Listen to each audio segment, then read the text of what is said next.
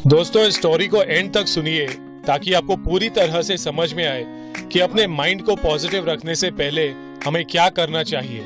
एक राजा था जिसके 4 घोड़े थे जो बिल्कुल ही अनट्रेन्ड घोड़े थे। इन घोड़ों को कोई भी ट्रेन नहीं कर पाया।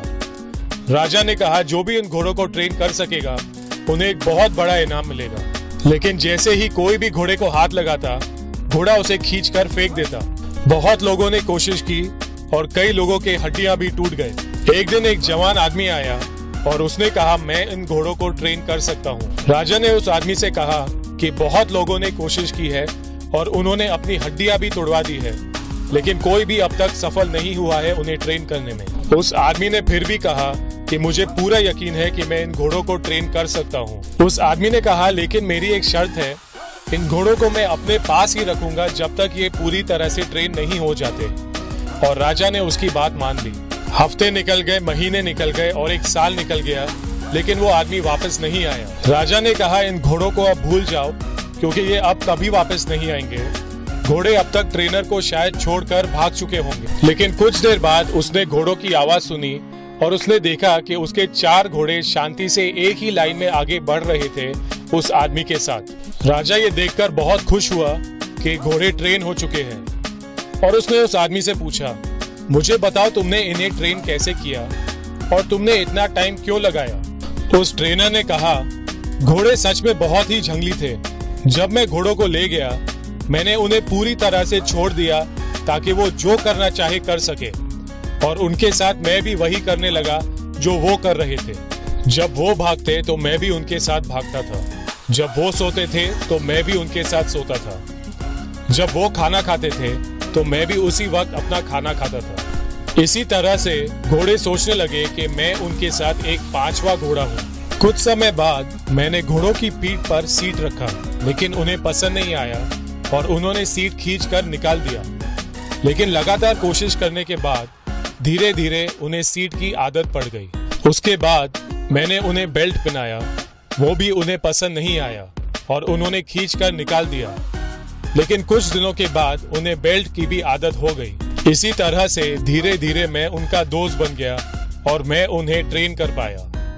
दूसरों ने गलती ये की कि वो पहले ही दिन से उन्हें कंट्रोल करने की कोशिश कर रहे थे बिना उनसे दोस्ती करे।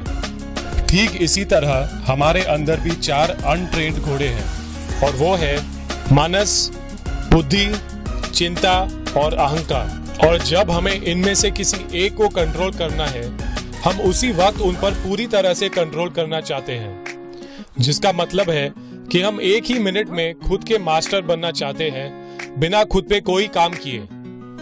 हम इन 4 घोड़ों को बहुत जल्दी कंट्रोल करना चाहते हैं और यही वजह है कि हम अपने आप पे कंट्रोल नहीं कर पाते। इन 4 घोड़ों में से एक घोड़ा हमसे जब भी कहता है आओ बैठकर घोड़सवारी करते हैं, और जैसे ही हम घोड़े पर बैठते हैं घोड़ा हमें गिराकर फेंक देता है। और फिर गिराने के बाद कोई दूसरा घोड़ा फिर से हमसे कहेगा आओ मेरी पीठ पर बैठो, और फिर से हमें गिरा देगा।